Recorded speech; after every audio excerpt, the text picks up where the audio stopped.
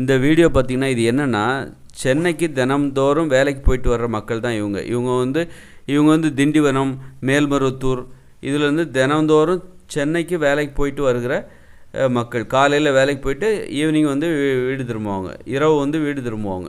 எவ்வளோ சிரமப்பட்டு போகிறாங்க பாருங்களேன். இந்த நாட்டோட முன்னேற்றத்துக்கு இந்த நாடு முன்னேறிடுச்சு, வல்லரசு ஆயிடுச்சு அப்படின்னு பீத்திக்கிறாங்களா இந்த அரசியல்வாதிகள்லாம். யாருடைய முன்னேற்றம், யாருடைய உழைப்பினால் இந்த நாடு முன்னேறுது? இப்படிப்பட்ட மக்களுடைய உழைப்பினால் தான் இந்த நாடு முன்னேறுது. அப்படிங்கும்போது இவர்கள் நடத்தப்படுகிற விதம் பாருங்கள். தினந்தோறும் இது தினசரி பிரச்சனையாக இருக்குது. என்றைக்கோ ஒரு நாள் ஏதோ வெளியூருக்கு போயிட்டு வருகிற மக்களுடைய பிரச்சனை கிடையாது இது. என்றைக்கோ ஒரு நாள் வெளியூருக்கு நீங்கள் சொந்த ஊருக்கு போயிட்டு திரும்ப வரீங்க, அவங்களும் கஷ்டப்படுறாங்க. இவங்க தினந்தோறும் கஷ்டப்படுறாங்க. தினந்தோறும் 5 மணி நேரம் வந்து இந்த மாதிரி ட்ரெயினில் வந்து போக்குவரத்துக்காக செலவழிக்கிறார்கள். போகும்போது நெரிசல், வரும்போது நெரிசல். இன்றைக்காவது பார்த்திங்கன்னா கொஞ்சம் கூட்டம் குறைவாக இருக்குது. சில நாடுகளில் பார்த்திங்கன்னா சில நேரங்களில் ஏகப்பட்ட கூட்டமாக இருக்கும், ஏகப்பட்ட அவஸ்தை. இப்படி தான் நெரிசல், நிற்கக்கூட இடம் இல்லாமல் நின்றுக்கிட்டே ஒரு 2 மணி நேரம் 2.5 மணி நேரம் பயணம் செய்து அவங்க வந்து வேலை பார்த்துட்டு சென்னையில் வேலை பார்த்துட்டு திரும்ப மீண்டும் வீடு திரும்புவார்கள். மாலை வந்து வீடு திரும்புவாங்க. எவ்வளோ கஷ்டப்படுறாங்க பாருங்கள். இவங்களுக்கு ஒரு பாதுகாப்பான, ஒரு சௌகரியமான ஒரு போக்குவரத்து வசதியை இந்த நாடு ஏற்படுத்தி கொடுக்கணுமா வேண்டாமா? இவங்களுடைய உழைப்பினால் தானே இன்றைக்கி அரசியல்வாதிகள் சொகுசாக காரில் போகிறாங்க. இன்றைக்கி சொகுசாக பாதுகாப்பு சகல வசதிகளோட இந்த அரசியல்வாதிகள், நாட்டை ஆட்சி செய்கிற அந்த அரசியல்வாதிகள், அது முதலமைச்சராக இருக்கலாம், பிரதமராக இருக்கலாம், யாராக வேணாலும் இருக்கலாம், அவங்கெல்லாம் எப்படி இவங்க இந்த மாதிரி சின்ன சின்ன மக்களுடைய உழைப்பினால் தானே இந்த நாட்டோட முன்னேற்றமும் இந்த அரசியல்வாதிகளோட சௌகரியமான ஒரு ஆடம்பர வாழ்க்கைக்கு என்ன காரணம்? அப்போ அப்படிப்பட்ட மக்களுக்கு கொடுக்குற மரியாதையாக தான் இதா?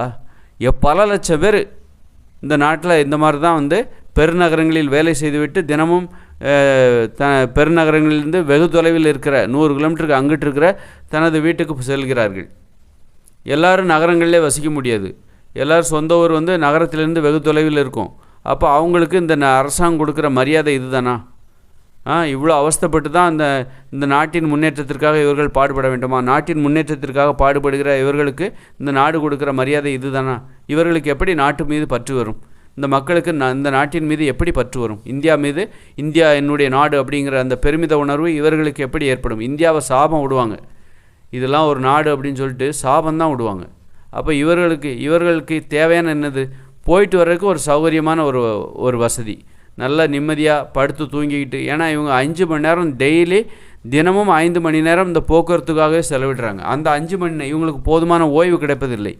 இரவு 10 மணிக்கு தான் வீடு திரும்புவாங்க. அப்புறம் மறுநாள் காலையில் 5 மணிக்கே திரும்ப இதே ட்ரெயினை பிடிக்கணும். அப்போ தான் வெகு தொலைவில் இருக்கிற 100 கிலோமீட்டருக்கு அந்த பக்கம் இருக்கிற சென்னைக்கு வேலைக்கு போயிட்டு திரும்ப வீடு திரும்ப முடியும்.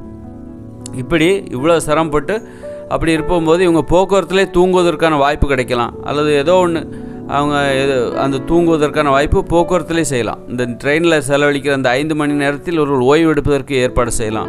ஓய்வு எடுப்பதற்கு தந்தார் போன்று ஒரு நல்ல அருமையான இருக்கைகளை ஏற்பாடு செய்து ஒரு உத்தரவாதம், நமக்கான சீட்டு அந்த ட்ரெயினில் நமக்குன்னு ஒன்று இருக்கும், அதை பிடிக்கிறதுக்காக நம்ம சண்டை போட வேண்டிய அவசியம் இல்லை அப்படின்னு அவங்க நினச்சிட்டு அந்த ட்ரெயினை போகணும். அப்போ தான் இது என்னுடைய நாடு, எனக்காக இந்த நாடு என்னெல்லாம் கவனம் செலுத்துகிறது, எனது நலனில் இந்த நாடு எந்த அளவுக்கு அக்கறை செலுத்துகிறது என்பதை அந்த மக்கள் உணர்வாங்க.